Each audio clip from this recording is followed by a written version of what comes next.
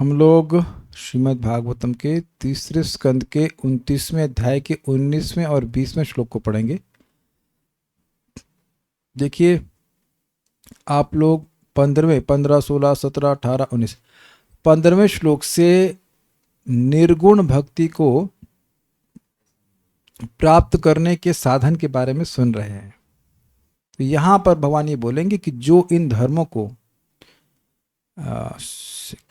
जो साधक या भक्त इन धर्मों का, इन साधनों के द्वारा उसका मन शुद्ध हो जाता है, तो अब बस सुनने मात्र से वह मुझको प्राप्त करता है, अर्थात मन भगवान में लगने लग जाता है। अब हम लोग शाम को जब करे तो उस समय एक भक्त ने प्रश्न किया मेरे को कि प्रभु जी, मेरा मन कहीं नहीं लग रहा है। अब देखिए, कहीं का मतलब दो ही स्थान होते हैं, भगवान में और माया में, और कोई तीसरा स्थान तो है नहीं। को बोले पिक्चर देखने लग गए हैं, रील्स देख रहे हैं, मन नहीं लग रहा है, और अब भजन करने का मन भी नहीं कर रहा। फिर कुछ स्वीकार किए कि वह ऑफिस में प्रजल्प करते हैं, गप लगाते हैं। तो देखिए, गप और जप ये साथ नहीं चलते। गप और जप, it can not go together, hands in hand. तो इसलिए, लेकिन मैंने को समझा कि एक बात क्लियर है कि आपका हृदय पवित्र हुआ है, चाहे जैसा भी जप कर रहे हैं। इसका एक लक्षण क्या दिख रहा है कि अब मन भगवान से हटाने का प्रयास कर रहे हैं, तो वहां से भी हट नहीं पा रहा है। जहां हटा करके लगा रहे वहां लग नहीं पा रहा है, and that's a very good symptom. कुछ समझा पा रहा हूं मैं? कोई कह सकता है कि मन भगवान में नहीं लग रहा है, तो ठीक है, एक्सेप्टेड। लेकिन भगवान से हटाकर जिन जिन स्थानों पे लगा रहे हैं वहां बहुत जल्दी छोड़ दे रहा है। मैं अगर आपको कह दूं कि कोई रील है, उसको 2 घंटे तक देखते रहिए, 1 सेकंड की हो या 1 मिनट की, जो भी होगी, 1 मिनट की 60 बार आवृत्ति कीजिए, आपसे थक जाएंगे, पनिशमेंट हो जाएगा वो। लेकिन हम लोग एक रील बार बार करते हैं, हरे कृष्णा कृष्ण कृष्ण हरे हरे, हरे राम राम राम हरे, करते हैं कि नहीं 2 घंटा। आप अन्य कोई रील चला ही नहीं सकते। इसलिए ये भ्रांति हो रही है कि हमारा मन भगवान में नहीं लग रहा है, बल्कि अन्य जगहों पे आप देखिए बिल्कुल मन नहीं लगेगा, बिल्कुल नहीं लगेगा। और आप देखिए कि प्रवचन सुनते हैं तो मन में शांति आती है, आप जब करते हैं मन में शांति आती है। तो इस प्रोसीजर को करते रहिए। सब साधकों के संग होता है कि वह एक स्टेज को एक्सपीरियंस करेंगे कि ऐसा लग रहा है कि मन भगवान में नहीं लग रहा है, लेकिन ये प्रकट देखेगा कि और कहीं तो बिल्कुल नहीं लग रहा। और इसको बहुत सुंदर तरह से एक आचार्य समझाए कि अगर ये कह दिया जाए कि आप भक्ति छोड़ दीजिए, ठीक है, नहीं मन कर रहा ना भक्ति करने का, छोड़ दो, तो अब छोड़ा नहीं जाएगा आपसे। So that's a sign of purification कि आप भौतिक भोगों को में प्रवृत्ति भी हो, किसी प्रकार का भी बातों में प्रवृत्ति, उसमें रुचि नहीं आ रही। तो फिर मैंने उनको समझाया कि आप और कार्य छोड़ करके सुबह चैंटिंग कीजिए। पर 2 दिन किया था, उस दिन आप 3 बजे नहीं आए थे। मैंने कहा तो 2 ही दिन में आप सिद्ध हो जाएंगे 2 दिन में सिद्ध हो जाएंगे। अरे भाई, महीना 2 महीना हम बहुत ज़्यादा ट्रांसफॉर्मेशन महसूस कर रहे हैं। जो मैं 8:30 बजे माला ख़त्म करता था, और जब जल्दी सुबह 5:30 6 बजे तक कर लेते हैं, उसको कंसिस्टेंटली करने का बहुत ज़्यादा प्रभाव देख रहा हूँ। और दूसरा एंगल यह भी है, ये आपका भुलावा है। अगर आप जप करने की इच्छा नहीं हो रही है तो जप करना शुरू कीजिए, and then you will see, it's amazing कि आपका जप करने का मन करने लग जाएगा। ये बड़ी मजेदार चीज़ है आपका जप करने का मन नहीं है और आप जप करना शुरू कीजिए, आप जप करने लग जाएंगे। देखिए, आप कभी एक समय में तो बिल्कुल जप नहीं करते थे, तो 1 माला करने लगे तो उसे 2 पे आए कि नहीं, फिर 4 पे आए कि नहीं, और 16 पे आए कि नहीं। प्रमाण देखिए, किसी की हिम्मत हो काटने की तो बताइए, कोई है धुरंधर? 1 माला भी नहीं करते थे तो 1 माला करना शुरू किए कि नहीं, उससे फिर 2, फिर 4, और उसका 16 भी कर रहे हैं। ऐसे ही जब और करेंगे तो जो भगवान का नाम में अरुचि प्रदान करने वाले हृदय में कचरा है, वो नाम प्रभु ही नष्ट करेंगे। Try to understand this point. नहीं करने से मन नहीं लगने लग जाएगा। मैं इसलिए बोल रहा हूं कि इसका लिंक है। आपने पिछले श्लोक में सुना था कि भगवान के बारे में सुनने से, नाम संकीर्तन से, तो अब इस और बहुत सारे साधन बताए गए थे। तो ये सब करने से मन पवित्र होता है। और क्या सिम्टम है पवित्र मन का? क्या सीख रहे हैं? भगवान के बारे में सुना तो भगवान की तरफ धावित होने लगेगा। अगर नहीं हुआ रहा है अभी, then we have a project to do. तो और सफाई कीजिए, और सफाई कीजिए, और सफाई कीजिए, सिंपल सी बात है। सफाई करने के ही तरीके हैं। भागवत सुनिए, नामोच्चारण के, जब तक ये स्थिति ना प्राप्त हो जाए कि भगवान के बारे में बस सुना नहीं कि मन उधर लगने लग गया। So that's how it is there, is a continuous procedure. मेरे पीछे बोलिए। मद्धर्मणो गुणैरेतैः परिसंशुद्ध आशयः। मद्धर्मणो गुणैरेतैः परिसंशुद्ध आशयः। पुरुषस्याञ्जसाभ्येति श्रुतमात्रगुणं हि माम्। पुरुषस्याञ्जसाभ्येति श्रुतमात्रगुणं हि माम्। मद्धर्मणो गुणैरेतैः परिसंशुद्ध आशयः। मद्धर्मो गुणैरेतैः परिसंशुद्ध आशयः। पुरुषस्याञ्जसाभ्येति श्रुतमात्रगुणं हि माम्। पुरुषस्य अंजसाभ्येति श्रुतमात्रगुणं हि माम्। मद्धर्मणो गुणैरेतैः परिसंशुद्ध आशयः।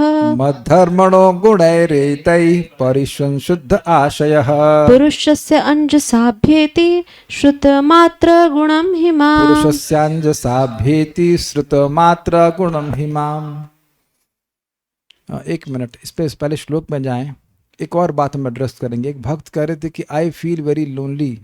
मतलब माता जी हैं उनके, प्रभु जी तो बाद में आते हैं, रात रात में आते होंगे, जो भी सासू से बात नहीं करती हैं, बोलो जो भी बात है, बहुत अलोनली फील करती हैं। डोंट फील लोनली, चैंट हरे कृष्णा। ज़्यादा समय नहीं है, बोर होने का समय तब होगा जब आप सोचेंगे कि इसे केवल 16 माला करनी है।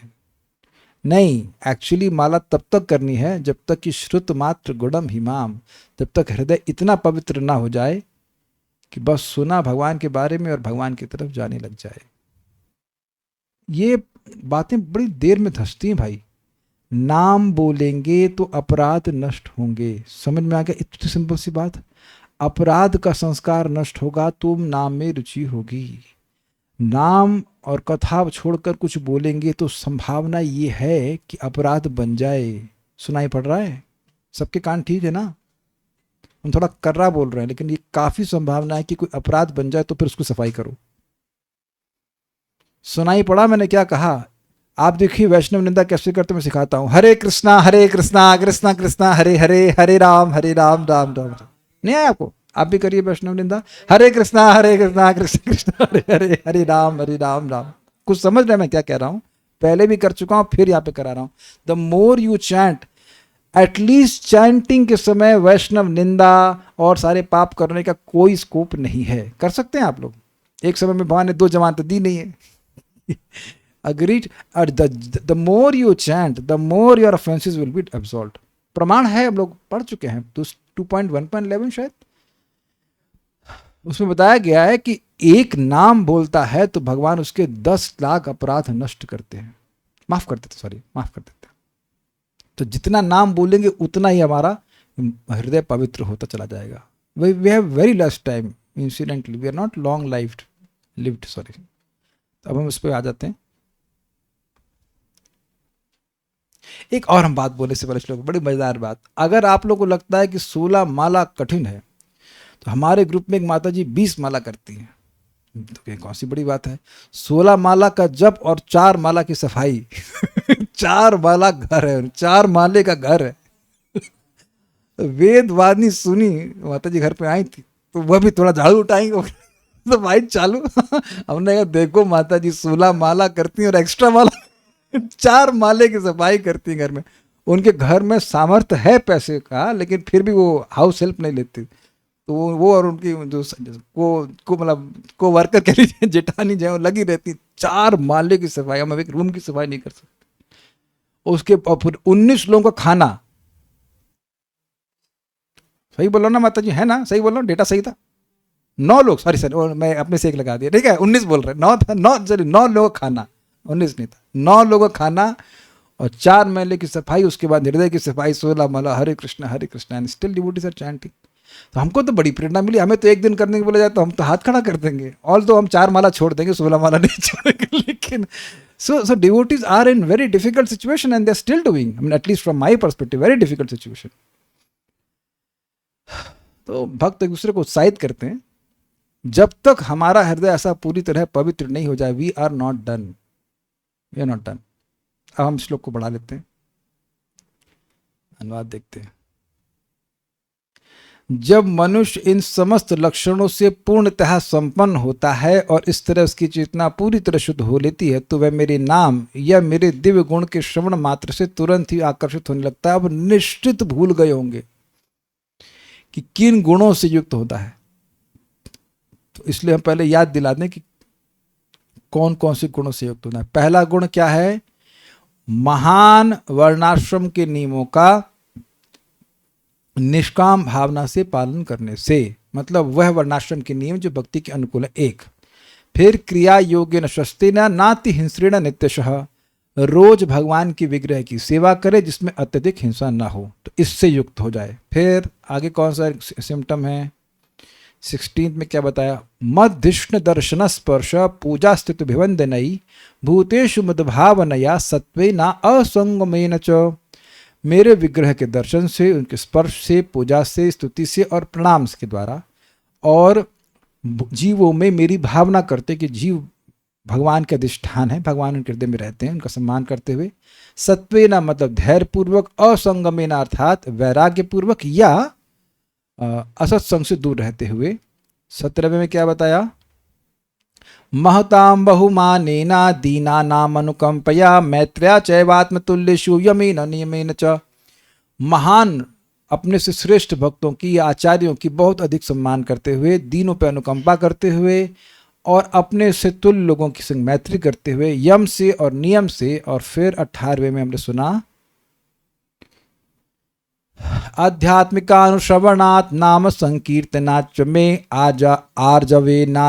आर्जवे नार्य संगेना निरहंक्रिया, तथा आध्यात्मिक विषयों का निरंतर श्रवण करने से या आपने चित्त के दोषों का श्रवण करने से, नाम संकीर्तन, मेरा नाम संकीर्तन करने से, आर्जव मतलब सरलता से, असंगेना फिर आर्य श्रेष्ठ लोगों का संग करने से, सभ्य लोगों का जो वैदिक संस्कृति को समझते हैं, निरहंक्रिया अर्थात गर्व रहित आचरण से, ये सारे गुणों से युक्त होकर अब इस श्लोक पे आ गए। कहाँ गया श्लोक? कि जब इस प्रकार से इन सारे लक्षणों से पूर्णतः संपन्न होता है और उसकी चेतना शुद्ध हो जाती है, तो वह मेरे नाम और दिव्य गुण के श्रवण मात्र से तुरंत ही आकर्षित होने लगता है। एंड में है और में नहीं है। वेल ये नहीं कह सकते कि एंड, वेल यस, बहुत चीजें तो एंड में है ही। नाम संकीर्तन कर रहा है लेकिन अब गर्व हो रहा है कि मैं सबसे बड़ा जापक हूं, तो अभी कहां हृदय शुद्ध हुआ? नाम जप कर रहा है लेकिन भागवत नहीं सुन रहा है। भागवत नहीं सुनेगा तो ये मालूम चलेगा कि सारे सिम्टम्स होने चाहिए। कुछ चीजें आप कह सकते हो कि वर्णाश्रम के नियम का पालन नहीं कर रहा है। वेल डिपेंड्स, चेतना कैसी है। Most of the devotees need to follow that. जो धार्मिक आचरण है वो तो करना पड़ेगा ना, पाप आचरण तो नहीं करना होता है। वर्णाश्रम हमको पाप करने से बचा लेता है, तो पाप आचरण करने से तो मन भगवान में नहीं लगेगा। छोड़ा तो है नहीं, एतै गुणै, यहां तो भगवान नहीं कह रहे हैं कि दिस और दिस और दिस और दिस। एतै गुणै, इन गुणों से जो श्रेष्ठ व्यक्ति का सम्मान नहीं कर पाएगा, तो अब बताइए क्या उसे भक्ति प्राप्त हो सकती है? Not possible, not possible. कभी हुई है किसी को? जरा बताइए, ऐसा कोई व्यक्ति है जो श्रेष्ठ व्यक्तियों का सम्मान ना करता हो और शुद्ध भक्त कहा गया हो? जरा आप याद कराइए, आपको याद आ रहा है कोई? अमानी मान देना, ये तो द्वार है भक्ति का भाई। तो आप अगर विचार करेंगे तो सभी चीजें इंक्लूसिव ही हो जाएंगी। हरदास ठाकुर जी का एग्जाम्पल ले सकते हैं, वर्णाश्रम का पालन नहीं करते, बट ही इज ऑलरेडी परमहंस है, वो साध्य भक्ति को प्राप्त कर चुके हैं। लेकिन करना है, जब भगवान बोल रहे हैं करना है तो हम लोग को करना है। एताई गुण है, इन गुणों से मद धर्मणः, मेरे भागवत धर्म का पालन करने से ही। बहुत सुंदर अर्थ है। देखिए, बहुत सारे धर्म होते हैं और वो धर्म एक काल स्पेसिफिक समय में, काल स्पेसिफिक होते हैं। जैसे इस समय कोई व्यक्ति पुरुष शरीर में है तो पुरुष का धर्म करेगा, स्त्री शरीर में है तो स्त्री का धर्म करेगा, ब्राह्मण क्षत्रिय वैसे भी उसी के अनुसार होगा। लेकिन जो धर्म, जो कर्तव्य भगवान के संबंध में होते हैं वह शाश्वत रूप से लाभकारी होते हैं। आप समझ रहे हैं? भक्ति जो कर रहा है वो जो कर्तव्य हैं वो जीवात्मा के इस शरीर के ऊपर निर्भर नहीं कर रहा है। इन द सेंस की स्त्री है वो भी नाम जप करती है, पुरुष है तो वह भी नाम जप करता है। स्त्री भी भगवान के बारे में सुन सकती है, पुरुष भी सुन सकता है, बच्चा भी सुन सकता है। इसमें तो कोई डिफ्रेंसिएशन है नहीं ना। ये सबको समझ में आ रहा है? हम लोग कहें कि अभी हम लोग जप करेंगे तो सब लोग जप करते हैं, चाहे लड़का हो, चाहे लड़की हो, चाहे बुढ़ा हो, चाहे बच्चा हो। उसमें कोई उपाधि का कोई लिमिटेशन है नहीं है ना। ईजी है बात समझने में। तो जो धर्म जीव को भगवान के प्रति करने होते हैं उन्हें भागवत धर्म कहते हैं, और ये भगवान की प्राप्ति कराने वाले होते हैं, श्रवण कीर्तन स्मरण इत्यादि। इन गुणों से मेरे भागवत धर्म का पालन करने से पुरुषस्य, भक्त पुरुष का मतलब स्त्री का या जो भी व्यक्ति साधक का, परिसंशुद्ध, देखिए कितना सुंदर शब्द है, समशुद्ध मतलब सम्यक शुद्ध, और आगे परि लगा दीजिए, परितः सम्यक शुद्ध यानी अच्छे से शुद्ध, पूरी तरह से शुद्ध, ये अर्थ हुआ। निर्मल, आशय तो आप समझते हैं, आशय मतलब अंतःकरण। गुणम श्रुत मात्रम ही माम अंजसा अभ्येति, मेरे गुणों के श्रवण मात्र से ही मुझ में सरलता से लग जाता है। मतलब जब आशय, जब हमारा चित्त भगवान की भक्ति करने से इस प्रकार से पूरी तरह शुद्ध हो जाता है, नहीं, इस प्रकार भगवान की भक्ति करने से पूरी तरह शुद्ध हो जाता है, तो मन अपने आप भगवान को प्राप्त करता है बस सुनने मात्र से। कैसे किया? मद धर्मणो गुणैर एते, इन गुणों के द्वारा मेरे धर्म का पालन करने से, अर्थात मेरा भक्त जो मेरी भक्ति कर रहा है उसका जब इन गुणों के द्वारा भक्ति करते हुए आशय अर्थात अंतःकरण पूरी तरह से सम्यक रूप से शुद्ध हो जाता है, तो ऐसा पुरुष, पुरुषस्य, ऐसा पुरुष का आशय यानी मन, अंजसा मतलब आसानी से, माम ही अभ्येति, मुझे ही प्राप्त करता है। कैसे प्राप्त करता है? शुद्ध मात्र गुणों, मेरे गुणों को सुनने मात्र से ही। सबको समझ में आ रहा है ये बात? तो देखिए सीधी सीधी लैंग्वेज बात क्या है। भक्ति करते करते जब हृदय पूरी तरह पवित्र हो जाएगा तो बस एक बार सुना और भगवान की तरफ मन अपने आप जाएगा। बहुत इजी है, समझने में कोई मुश्किल नहीं। आगे बढ़ते। नहीं जा रहा है तो लगे रहिए, लगे रहिए। कहाँ गया है? भावार्थ दीपिका। मद धर्मणो अर्थात भगवत धर्म का अनुष्ठान करने वाले पुरुष का आशय अर्थात चित्त मेरे गुणों का श्रवण करने मात्र से ही मुझ में लग जाता है। ठीक है, सारा दर्शनी। मेरे विषय श्रवण कीर्तन आदि रूप धर्म ही अनुष्ठेय जिनके लिए हैं, मतलब जो भक्ति का ही अनुष्ठान करते उनके लिए, ऐसे पुरुष का आशय यानी मन परिसंशुद्ध यानी निर्मल हो जाता है, और श्रुत मात्र गुणम माम एति, जिनके गुण श्रुत हुए हैं उस प्रकार के मुझे प्राप्त करता है। मतलब भगवान के गुणों को सुनता है और उनको प्राप्त कर लेता है, मन प्राप्त करता है। यहाँ मुझसे अभिप्राय मेरे भक्ति योग की प्राप्ति है, यही अर्थ है। मतलब 11वें श्लोक में कहा गया था मद गुण श्रुति मात्रेना मई सर्वगुहाशय, है ना, ये श्लोक था। मतिर अवच्छन्ना क्या है, इसी तरह से श्लोक शुरू हुआ था। इस प्रकार उक्त लक्षण के द्वारा साध भक्ति योग प्राप्त होता है, यही भाव। कहने का मतलब है कि मन मुझको प्राप्त करता है, तो मन भगवान को सहज रूप से कब प्राप्त करता है? लक्षणम भक्ति योग्य से निर्गुण से उदाहरणम बोला गया था ना, यथा गंगाम बसो बधौ। मन भगवान में सहज रूप से जाए जैसे गंगा जी का पानी समुद्र में जाता है, तो ये निर्गुण भक्ति योग का लक्षण है। तो यहाँ भगवान कह रहे हैं कि मन बड़ी आसानी से मेरे बारे में सुनने मात्र से मुझको प्राप्त करता है। मतलब अब मन भक्ति योग, निर्गुण भक्ति योग की स्थिति को प्राप्त कर गया, ये है कहने का आशय। क्या समझे? 11वें श्लोक में ये कहा गया था, नहीं सब भूल गए, कितने 4 दिन पढ़ाया नहीं, पानी इसमें नहीं है। मद गुण श्रुति मात्रेणा मयि सर्वगुहाशय मनोगतिरविच्छिन्ना यथा गंगाम्बसो बुधौ। तो मेरे गुणों को सुनने मात्र से मुझ में जो परमात्मा है उनमें मन की जो अविच्छिन्न गति है, जैसे गंगा जी का जल समुद्र में गिरता है, वही निर्गुण भक्ति योग का लक्षण है, ये बोले भगवान। और यहाँ कह रहे हैं कि मेरे गुणों को सुन, जब मन पूरी तरह पवित्र हो जाता है तो मेरे गुणों को सुनने से मुझको ही प्राप्त होता है। तो पॉइंट क्या है, ये this is same as spoken in 11th, यानी मन जो है अब निर्गुण भक्ति योग की अवस्था को प्राप्त कर चुका है, क्योंकि भगवान के गुणों को सुनने मात्र से वह भगवान की तरफ जा रहा है, और वो तभी होता है जब निर्गुण भक्ति की प्राप्ति होती है।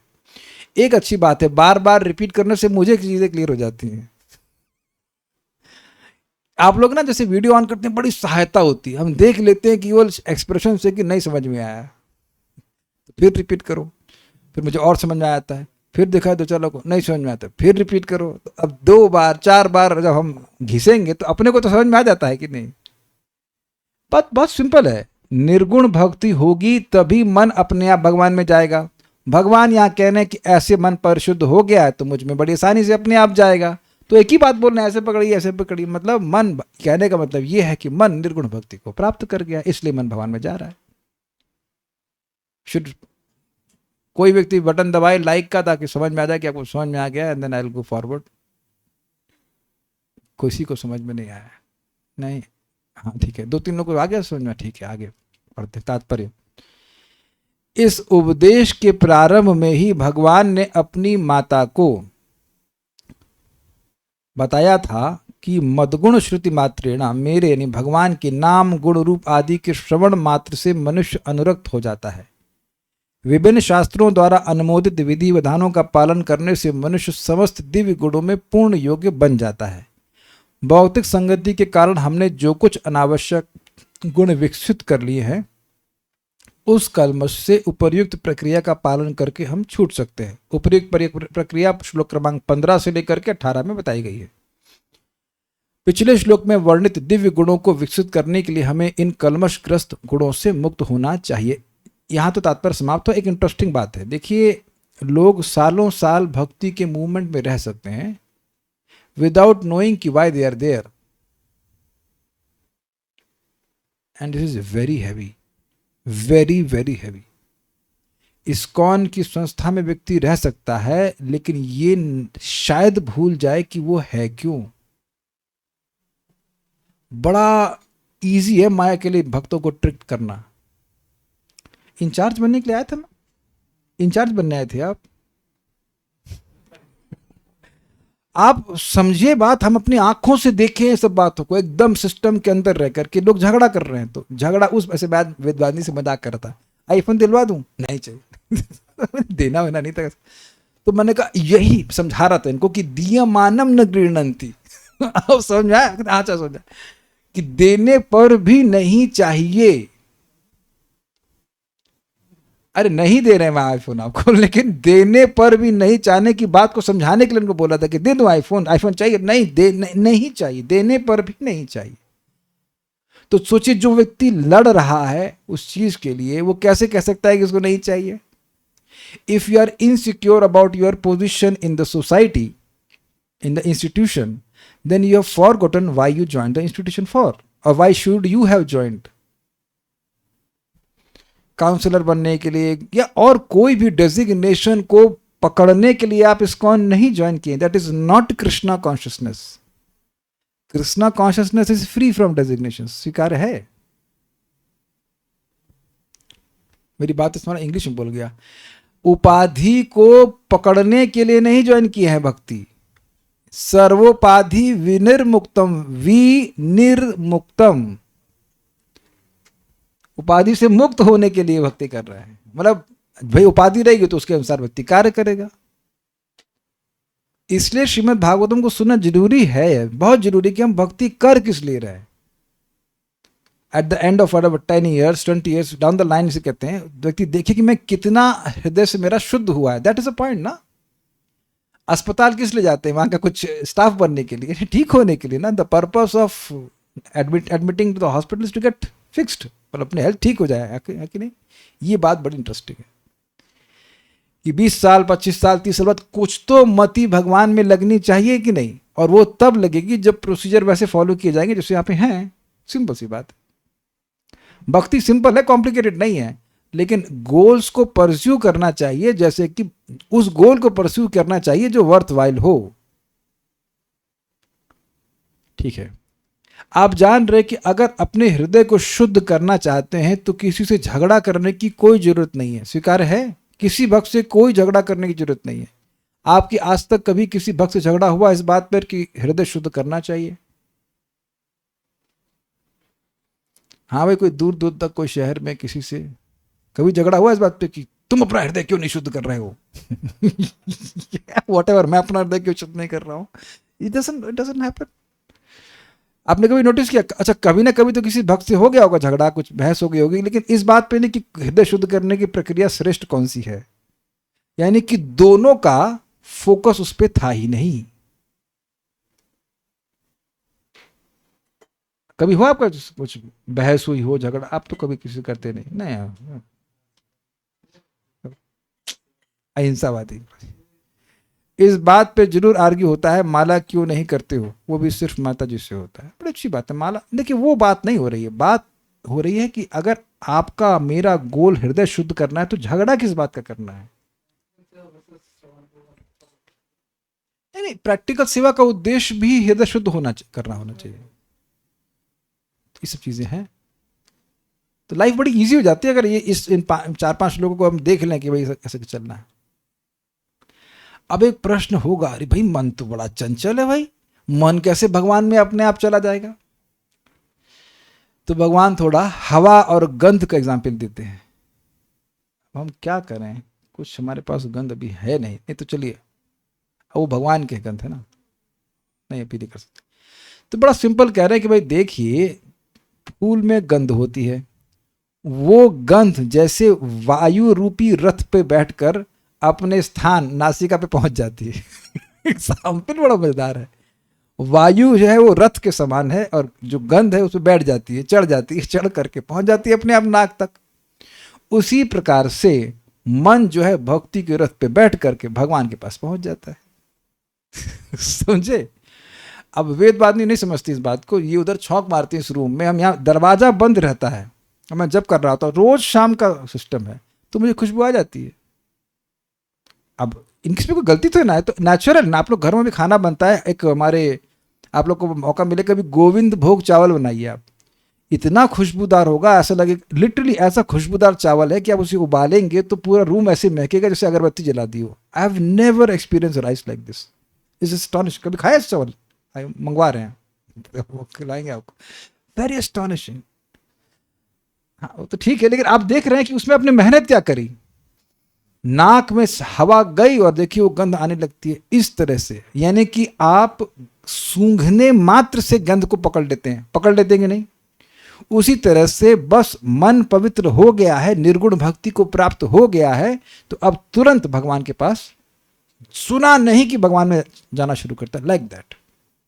बल्कि आप देखिए कि कभी कभी कोई गंध है जिसको आप प्राप्त नहीं करना चाहते, फिर भी वो नाक में आती रहती।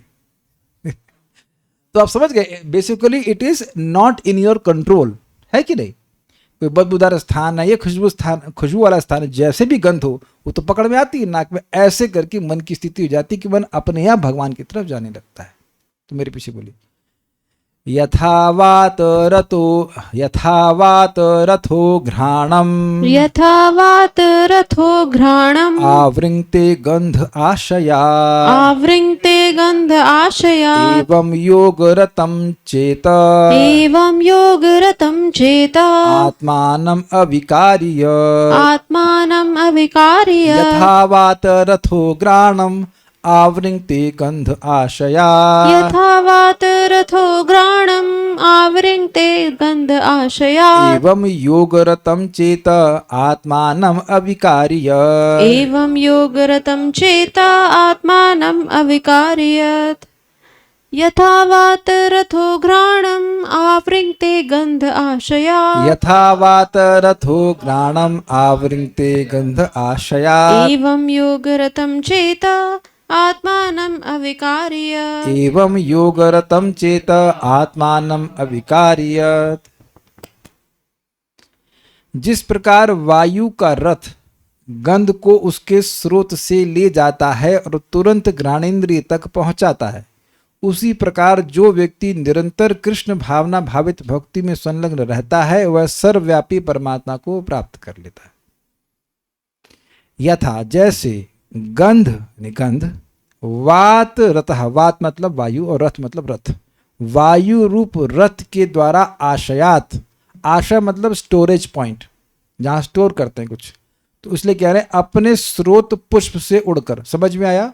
पुष्प ही उस वस्तु से युक्त है जो गंध से युक्त है। रस होता है ना, पुष्प का कोई रस होगा, से गुलाब रस बोलते हैं ना, गुलाब रोज, हाँ, तो वो जो रस है उसमें गंध है, तो वो कहाँ स्टोर्ड होती है? पुष्प में। तो आशय मतलब पुष्प कैसे हुआ, समझ पाए आप लोग? जो गंध का स्टोरेज पॉइंट है वो क्या है? पुष्प है। तो उस आशय से, पंचमी विभक्ति, आशय से, दूर होने के अर्थ में, गंध वहां से आ रही है, इसलिए अपने स्रोत पुष्प से उड़कर घ्राणम आवृंगते, नासिका इंद्री तक पहुंच जाता है। तो इसमें क्या प्रयास करना पड़ता है? कुछ प्रयास नहीं करना पड़ता। एवं उसी प्रकार योग रथ, रथ नहीं सॉरी, योग रतम, भक्ति योग में लगा हुआ, रथ समझते हैं, लगा होना एकदम, हाँ, एनग्रॉस्ड, यत अविकारी चेत, जो परिवर्तनशील चित्त है, वह आत्मानम यानी परमात्मा को प्राप्त कर लेता है। देखिए थोड़ा समझिए, ये अविकारी चित्त का मतलब क्या हुआ? देखिए चित्त में दो ही विकार है मूलतः, क्या है? राग और द्वेष। तो भौतिक विषयों में राग होता है तो ये चाहिए, और जिस चीज में द्वेष होता है वो नहीं चाहिए। आप जप करके देख लीजिएगा, दो ही दिक्कतें हैं, ये चाहिए और ये नहीं चाहिए। लाइट क्यों नहीं आ रही? लाइट चाहिए, एसी चाहिए, ये हुआ ना। तो गर्मी नहीं चाहिए और एसी चाहिए। अभी आप लोग क्या पता नहीं लाइट आ रही कि नहीं आ रही, हमारे यहाँ तो नहीं आ रही है, तो कुछ तूफान उफान हो रहा, चल रहा है। Is that sinking? चीजें जरा देखो, सुन तो आप लेते, जरा ऑब्जर्व कीजिएगा कि जब करते समय जो मन का विचलन है वो हो किस चीज में रहा है? ये चाहिए, और कभी कभी तो जिस चीज को चाहिए उस वही चीज नहीं चाहिए। ये देखा आपने? समझे मैंने क्या कहा? मन की धारा जाएगी, ये चाहिए, ये चाहिए, ये चाहिए, फिर उसी 2-4 माला के बाद नहीं चाहिए, नहीं चाहिए, नहीं चाहिए। ये हुआ आप लोग संग कभी? आप कभी देखना कि एक काम ये बहुत इंपॉर्टेंट है, बहुत इंपॉर्टेंट है, जब में तो बहुत इंपॉर्टेंट याद आएगा, और जैसे जब समाप्त हुआ वो फालतू था, नहीं चाहिए।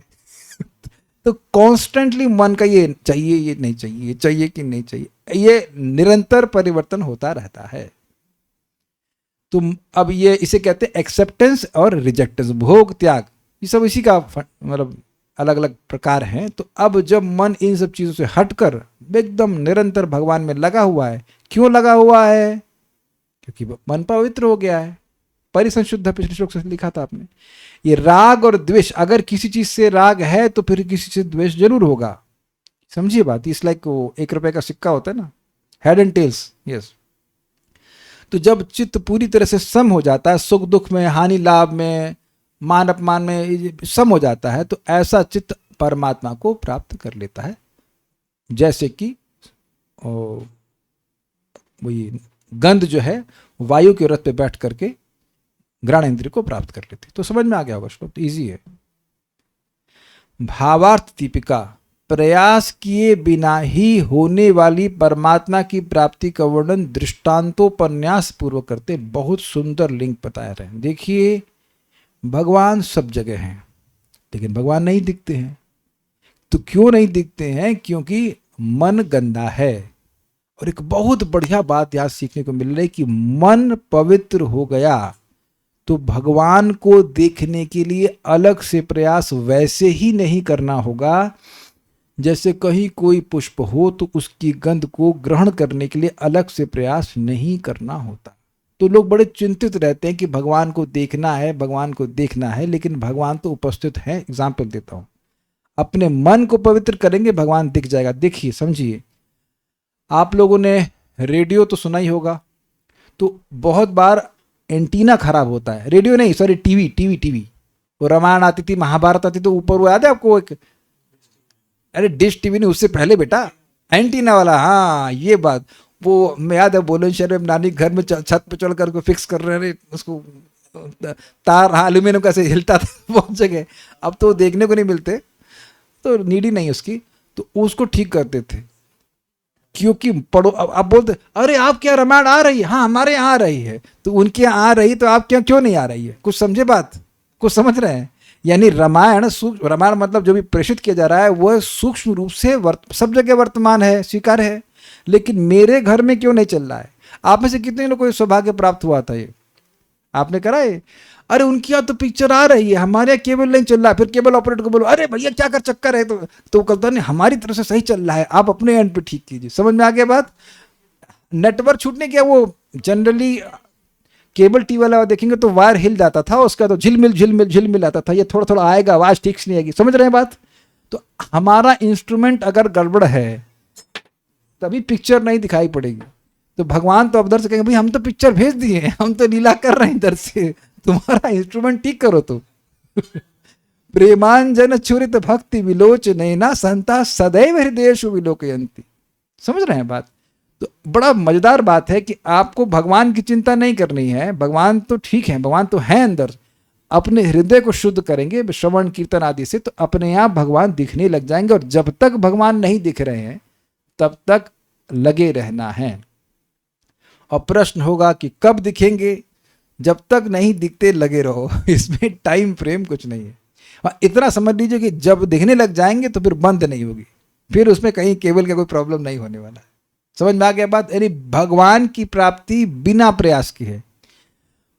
सारा प्रयास किसके लिए करना है? हृदय को शुद्ध करने के लिए। I think should be very clear.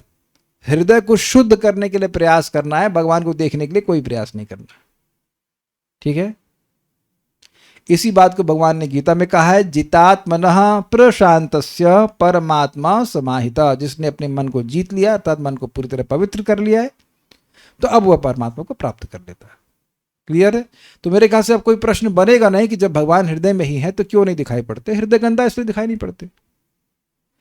ठीक है? जैसे वायु के द्वारा उड़कर गंध अपने आश्रयभूत पुष्प से निकलकर घ्राणेन्द्रियों को अपने आप प्राप्त कर लेता है, सूंघने की इंद्रिय को, उसी तरह राग द्वेष आदि विकारों से रहित चित्त परमात्मा को अनायास ही प्राप्त कर लेता है होना चाहिए सारा दर्शनी।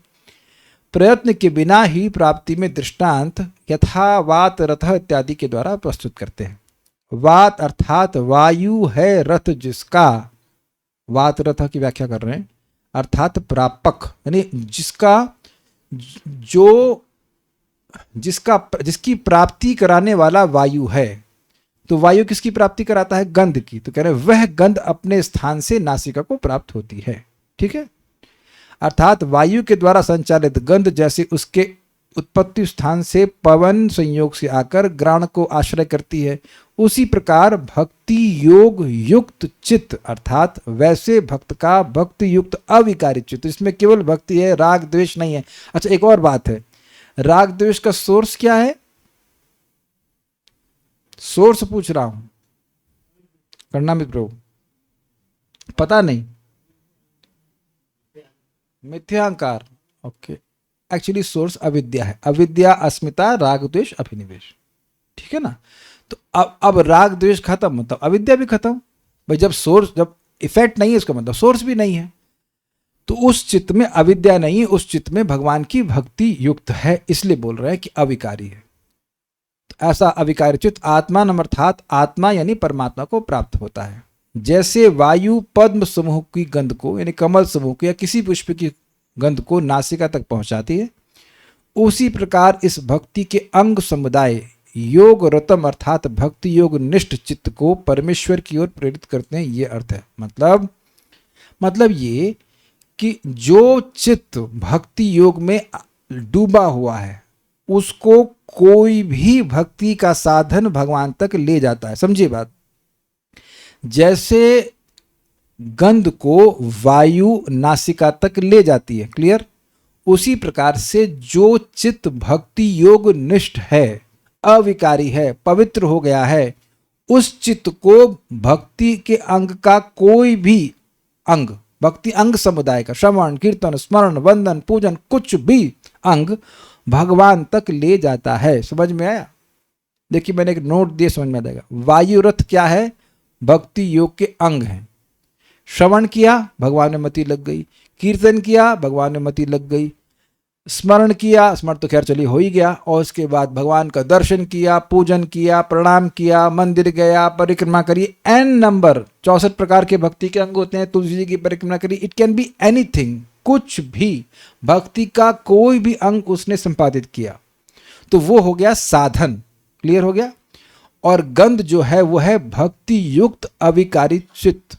गंध, हाँ गंध, तो गंध को जैसे वायु द्वारा नासिका तक ले जाया जाता है, वैसे ही भक्ति युक्त जो अविकारी चित्त है, मन है, उसको किसी भी भक्ति योग के अंग के द्वारा नासिका स्थानीय भगवान में ले जाया जाता है। किसी को समझ में आया इधर? पहले जूम वाले भक्तों को पूछता हूं, आप लोग थोड़े परेशान लग रहे हैं।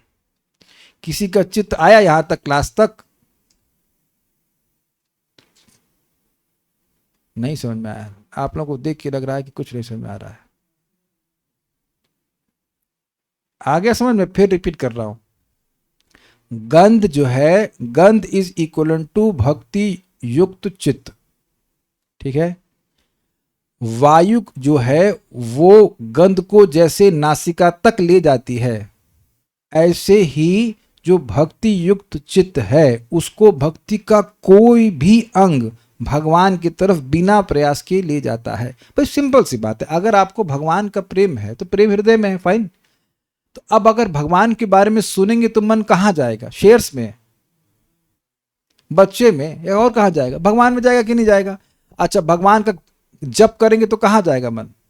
भगवान में जाएगा। भगवान का स्मरण तो बड़ा स्पष्ट है। और भगवान, कुछ भी आप भगवान के विग्रह को देख रहे हो, जैसे चैतन्य महाप्रभु जगन्नाथ जी को देखे तो क्या बेहोश हो गए? तो जो भगवान का प्रेमी भक्त है उसका जो चित्त है वो गंध की तरह, जैसे गंध वायु को नासिका तक अपने आप ले जाती है, ऐसे बस कोई भी भक्ति के अंग का संपर्क हुआ नहीं कि मन तुरंत भगवान में जाएगा। अब देखिए, हमको नेगेटिव में बोलना पड़ा है। जब जीव घोर अविद्या से युक्त होता है तो इंद्रिय तृप्ति का कोई भी अंग हो वो तुरंत उसको उसके विषय की तरफ ले जाता है कि नहीं? खाने की खुशबू आई तो हाँ क्या बन रहा है, क्या पक रहा है, होता है कि नहीं? वहां क्या प्रयास करते थे आप लोग, जरा बताइए। अच्छा, ये किसको दृष्टांत समझ में नहीं आया भाई वाला? कोई रूप देखा तो तुरंत आंख वहां खिंच रही है, तो आप देख रहे हैं वहां तो प्रयास नहीं करना पड़ता है ना।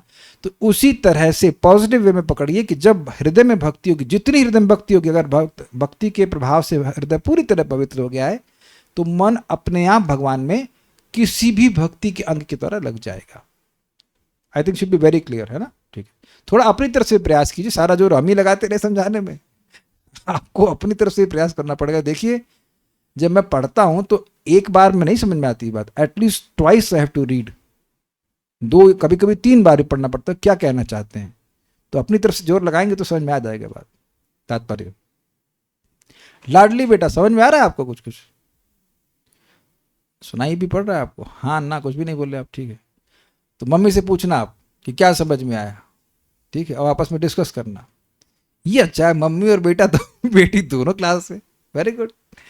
This is Krishna consciousness for everyone. तात्पर्य, जिस तरह उद्यान के फूलों की सुगंध को ले जाने वाला समीर तुरंत घ्राणेन्द्रिय तक पहुंच जाता है, उसी प्रकार भक्ति भाव से सिक्त चेतना, सिक्त मतलब होती भीगी हुई चेतना, जैसे रसमलाई में रस भीगा होता है, रस से भीगी होती है।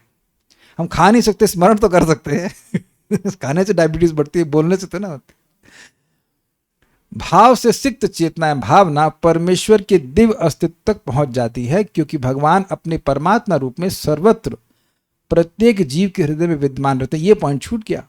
देखिए, गंध है, नासिका में है, ऐसा फूल में है, लेकिन नासिका अमेरिका में हो तो तब भी गंध पहुंच जाएगी। आप लोग को अमेरिका के फूल की खुशबू आती है यहां से? तो ये इंटरेस्टिंग, ये बात तो छूट गई ना। देखो, इस दृष्टांत में इंटरेस्टिंग बात है कि नासिका भी कहीं पास में होनी चाहिए। ऐसा तो नहीं कि अब हमारे घर में जो सुगंध है वो आपको अपने रूम पे आ रही है। तो ये इंटरेस्टिंग पॉइंट है, क्योंकि परमात्मा तो सब जगह है ना, परमात्मा तो पास में है, वो तो कोई ऐसा नहीं कि बहुत दूर हो तो न पकड़ में आएंगे। इसलिए जब भक्ति से युक्त होगा चित्त, तो फिर उसको जो अंग समूह है भक्ति के, वो भगवान तक पहुंचा देंगे। अच्छा, एक इंटरेस्टिंग बात और भी है इसमें, बहुत सुंदर बात है। मैं ये कह रहा हूं कि परमात्मा सर्वत्र है, ये बात भी समझनी होगी कि भाई नासिका बहुत दूर होगी तो ना तब सुगंध आएगी, तो भगवान तो सब जगह है ना, इसलिए पकड़ में आ जाते हैं। एक और इंटरेस्टिंग बात है कि जिस फूल में खुशबू हो ही नहीं उसमें उसकी भी खुशबू आ सकती है। कितना भी वायु उड़े, अगर फूल में खुशबू है ही नहीं तो कैसे पहुंचेगी नासिका तक? स्वीकार है ये? अग्रीड? तो किसका दोष है अगर नासिका तक खुशबू नहीं आ रही है? फूल का। तो अगर फूल में खुशबू है तो पहुंचेगी। वायु का तो कोई दोष है नहीं। यानी भक्ति के अंगों का कोई दोष नहीं है, अपनी भक्ति होनी चाहिए तो अपन भगवान को पकड़ लेंगे। ठीक है। भगवत गीता में कहा गया है कि भगवान क्षेत्रज्ञ हैं, इस शरीर के भीतर विद्यमान हैं, किंतु एक ही समय में वे अन्य शरीर में भी रहते हैं। क्षेत्रज्ञ माम विद्धि सर्व क्षेत्रेषु भारत। सुना है ना? मैं भी सभी क्षेत्रज्ञ के रूप में सभी क्षेत्रों में शरीरों में विद्यमान हूं। चूंकि अमुक आत्मा यानी कि एक इंडिविजुअल आत्मा किसी अमुक शरीर में ही विद्यमान रहता है, अतः जब अन्य आत्मा उसका साथ नहीं देता तो वह बदल जाता है। क्या? अतः जब अन्य आत्मा उसका साथ नहीं देता तो वह बदल जाता है। जरा इंग्लिश में देखिए क्या लिखा हुआ है। किंतु परमात्मा समान रूप से सर्वत्र विद्यमान रहता है। व्यष्टि आत्माएं विरोधी हो सकती हैं, किंतु हर शरीर में विद्यमान रहने के कारण परमात्मा अविकारी अर्थात अपरिवर्तनशील कहलाता है। जब व्यष्टि आत्मा कृष्ण भक्ति से सिक्त हो जाता है तभी वह परमात्मा की उपस्थिति को समझ सकता है। भगवद गीता में पुष्टि की गई है कि कृष्ण भावनामृत से पूरित व्यक्ति ही भगवान को या तो परमात्मा या परम पुरुष के रूप में जान सकता है। भक्ति माम अभिजानाति। तो प्रपात सिंपल एक इंटरेस्टिंग पॉइंट बोले, श्लोक को दिखाता हूं। प्रपात यहां कह रहे हैं कि जो अविकारी शब्द है इसको हमने चेता से जोड़ा था, लेकिन अविकारी को आप आत्मानम से भी जोड़ सकते हैं। मतलब जब योग से रतचित हो जाता है, योग से सिद्ध हो जाता है, सिक्त हो जाता है, कृष्ण भावना भावित हो जाता है, तो वह उन आत्मा को प्राप्त करता है जो अविकारी है, अर्थात परमात्मा को प्राप्त करता है। उस तरह से भी अर्थ समझा रहे हैं। उसके प्रपात ने कहा कि भक्त्या माम अभिजानाति यावन यश्चास्मि तत्वतः। व्यक्ति भक्ति के द्वारा मुझको जानता है जैसा कि मैं हूं। ठीक है। क्या है वो एक भक्त ने भेजा, वो इंग्लिश वाली बात क्या बोल रहे हैं? Since the individual soul is present only in a particular body, he is altered when another individual soul does not cooperate with him.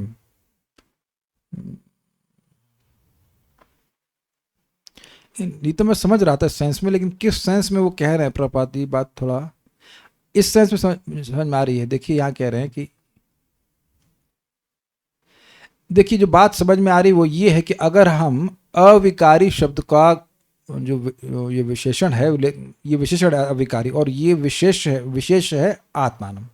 अगर हम अविकारी को विशेषण मानते हैं परमात्मा का, जो कि सही है, तो हम ये समझेंगे कि जो बद्ध जीव है वो अविकारी नहीं रहता। वो शरीर में रह रहा है, दूसरे में तो रह नहीं रहा, तो दूसरे से दुश्मनी कर लेता है कि नहीं। लेकिन परमात्मा अविकारी है क्योंकि वो सभी के शरीर में रहते हैं। उस अर्थ में प्रभा समझा रहे हैं किस प्रकार से परमात्मा अविकारी है। यहाँ जीवों में दुश्मनी हो सकती है, लेकिन भगवान की से दुश्मनी भगवान की नहीं होती है। एक परमात्मा की दूसरे परमात्मा से दुश्मनी नहीं होती है। They are the same people. और तो कुछ है नहीं। एक भक्त का कहना था कि जप ही करना इतना जरूरी क्यों है? स्मरण भी तो भक्ति है। अच्छा प्रश्न है। देखिए अब यहां तो इस पर कोई प्रश्न नहीं, तो इसलिए हम इस इंडिपेंडेंट प्रश्न को ले रहे हैं।